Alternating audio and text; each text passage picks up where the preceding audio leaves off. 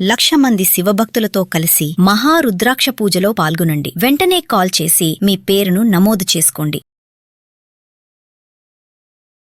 నమస్తే, నా పేరు doctor Solomon Raj, advocate, supreme court of India. చాలా మందికి తెలియని ఒక విషయం ఏంటి అంటే, ఒక అండర్ కన్విక్షన్ లో జైల్లో ఉండి ప్రిజన్ లో ఉంటే తనకి సెక్స్ చేయాలనిపిస్తే జైలు లోపల చేయగలదా, జైలు అథారిటీస్ కానీ కోర్టు వారు కానీ పర్మిషన్ ఇస్తారా అన్న ఒక ప్రశ్నకి సమాధానం వెతికితే, and article 21 of the Indian constitution right to Liberty అన్న ఈ ఆర్టికల్ 21 ప్రకారం ఇండియాలో కొన్ని కోర్ట్స్ కానీ కొన్ని జైల్స్ కానీ వీరికి ఆ రైట్ నైతే ఇస్తుందండి. ఒక అండర్ కాన్విక్ట్ ఒకవేళ జైల్లో శిక్ష అనుభవిస్తుంటే తన భార్యతో కానీ లేదంటే తన గర్ల్ ఫ్రెండ్తో కానీ సెక్స్ చెయ్యాలి అని అనిపిస్తే జైల్ అథారిటీస్ కి ఒక అప్లికేషన్ పెట్టుకుంటే వాళ్ళకి జైల్లోనే డెసిగ్నేటెడ్ రూమ్స్ ఉంటాయి ఎస్పెషలీ. సో ఈ రూమ్స్ లో వాళ్ళకి ఒక 2 hours పాటు ఈ ఫెసిలిటీని అయితే కల్పిస్తాయి. కానీ మనమంతా ఒక ప్రశ్న వేసుకోవచ్చు, ఆల్రెడీ ఒక అండర్ కాన్విక్ట్ అంటే ఏంటి? అక్యూజ్డ్ కాదు. అక్యూజ్డ్ అంటే ఆరోపించబడిన వారు. కాన్విక్ట్ అంటే ఆరోపణ నిర్ధారించబడి కోర్టు వారు శిక్ష వేశారు. సో ఒక అక్యూజ్ కి ఒక కాన్విక్ట్ కి చాలా డిఫరెన్స్ ఉంది.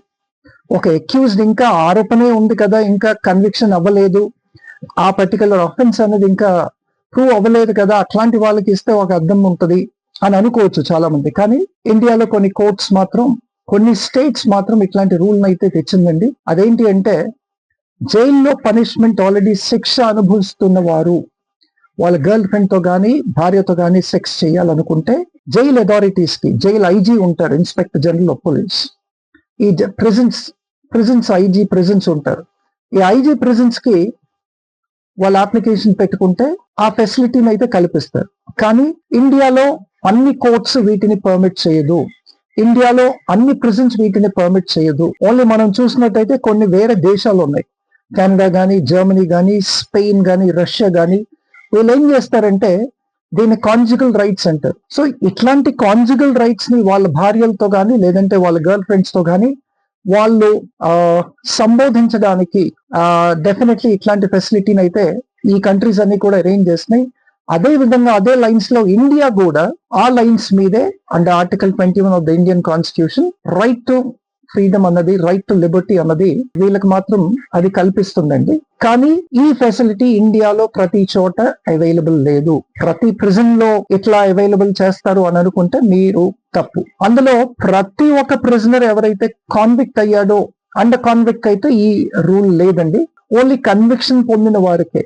కానీ ఈ కన్విక్షన్ పొందిన వారంటే శిక్ష అనుభవిస్తున్న వాళ్ళు, ఎట్లాంటి శిక్షలో ఉన్న వారికి అంటే ఎట్లాంటి వాళ్ళకి ఇది వర్తిస్తుంది అన్నవి కూడా కొన్ని ప్రిన్సిపల్స్ ఉన్నాయి, కొన్ని రూల్స్ రెగ్యులేషన్స్ ఉన్నాయి. ప్రతి ఒక్క కాన్విక్ట్ కి ఈ ఫెసిలిటీ, సెక్స్ చేసుకునే ఫెసిలిటీ లేదండి. దీంట్లో గ్యాంగ్స్టర్స్ ఎగ్జెంప్ట్ అయి ఉన్నారు, దీంట్లో హై రిస్క్ క్రిమినల్స్ ఎగ్జెంప్ట్ అయి ఉన్నారు, తర్వాత డొమెస్టిక్ ఆఫెన్సెస్ లో అరెస్ట్ అయిన వారు ఎగ్జెంప్ట్ అయి ఉన్నారు.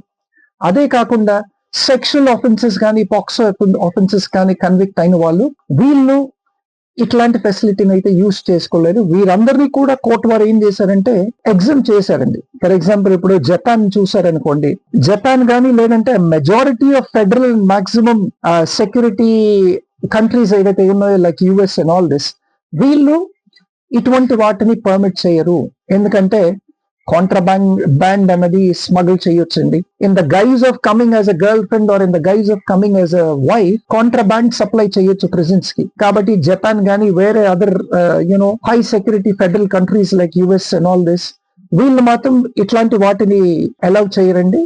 అది కాకుండా ఇండియాలో మనం చూసుకుంటే Rajasthan is the first state to come out with such a scheme. Rajasthan state ఏమంటుంది, దీన్ని ఒక స్కీమ్ అని చెప్పి అంటుంది. ఎందుకు స్కీమ్ అంటుందంటే, దీనిని the state of Rajasthan is actually proceeding towards procreation. అంటే ఒక కాన్విక్ట్ ఉన్నాడు, ఒక కన్విక్షన్ ప్రిజన్ లో అండర్గో అవుతున్నప్పుడు ప్రోక్రియేషన్ అన్నది ఆగిపోకూడదు. కాబట్టి వీళ్ళకి ఏం చేశారంటే జైల్లోనే సర్టన్ డెసిగ్నేటెడ్ రూమ్స్ అన్ని కూడా కట్టించి వారికి ఒక 2 hours ప్రైవేట్ టైం ఇస్తారండి. So that procreation may happen అని. ఈ ప్రొక్రియేషన్ కాకుండా మనం వేరే స్టేట్స్ చూసుకుంటే కొన్ని ఓపెన్ ప్రిజన్స్ అని ఉన్నాయి. ఈ ఓపెన్ ప్రిజన్స్ లో కూడా మీకు ఈ ఫెసిలిటీ ఉంది.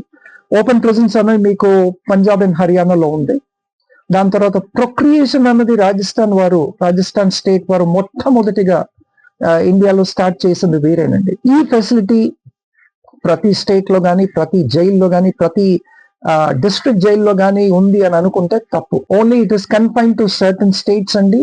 తర్వాత it also depends on the local jurisdiction. ఆ తర్వాత it also depends on the jail rules. Jails కి స్పెసిఫిక్ రూల్స్ ఉంటాయి.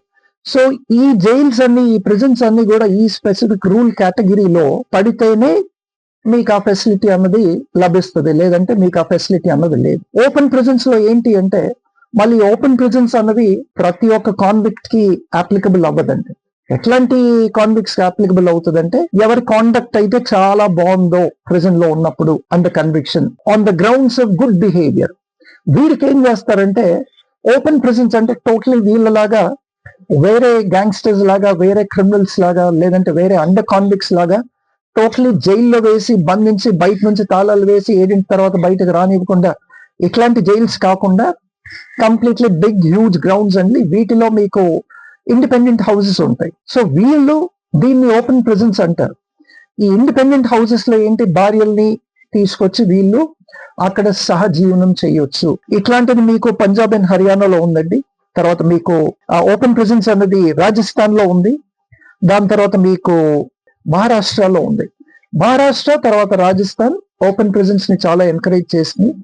స్పెసిఫిక్ గా ఓపెన్ ప్రిజన్స్ అన్నవి కూడా వీళ్ళు కట్టించారండి. కానీ ఇందాక చెప్పుకున్నట్టు ఈ ఓపెన్ ప్రిజన్ ఫెసిలిటీ అన్నది ఎక్కడైతే మీరు భార్యల్ని కూడా తీసుకొచ్చి వైల్ అండర్ గోయింగ్ కన్విక్షన్ మీరు భార్యల్ని తీసుకొచ్చి అక్కడ సహజీవనం చేయొచ్చు. కాకపోతే ఈ ఓపెన్ ప్రిజన్ అన్నది ఓన్లీ స్పెసిఫిక్ గా ఫర్ సెలెక్టెడ్ కాన్విక్ట్స్ ఓన్లీ, ప్రతి ఒక్కరికి కాదు. ఈ ఓపెన్ ప్రిజన్స్ లో మీరు మీ భార్యలే కాదు, మీ కంప్లీట్ ఫ్యామిలీతో కూడా ఉండొచ్చు. సో అట్లాంటి ఫెసిలిటీని ఓపెన్ ప్రిజన్స్ లో ఇచ్చారు. తర్వాత మనం చూసుకున్నట్టయితే మద్రాస్, పంజాబ్ అండ్ హర్యానా హైకోర్ట్స్ వీళ్ళు ఏం చేస్తారంటే అఫీషియల్ గా మద్రాస్ హైకోర్ట్స్ కానీ, పంజాబ్ అండ్ హర్యానా కోర్ట్స్ కానీ గతంలో చూసినట్టయితే ఈ అండర్ కాన్విక్ట్స్ కి ఫర్ లా ఆర్ పరోల్ అన్న ఒక ఫెసిలిటీ కలగజేస్తారు.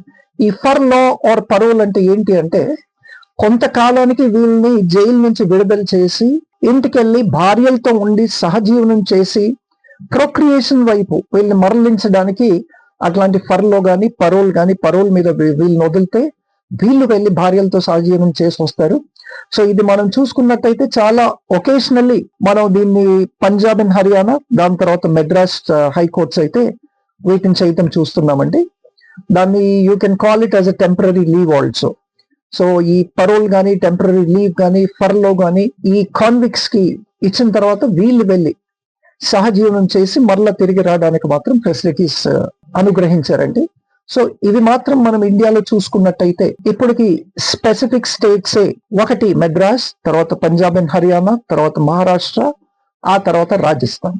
సో ఈ స్టేట్స్ కి అయితే ఇప్పుడు కన్ఫైన్ అయి ఉంది. అందులో మనం రాజస్థాన్ కానీ లేదంటే మనం మహారాష్ట్ర కానీ తీసుకుంటే ఈ పర్టికులర్ స్కీమ్ అంది it may close any time. Thank you.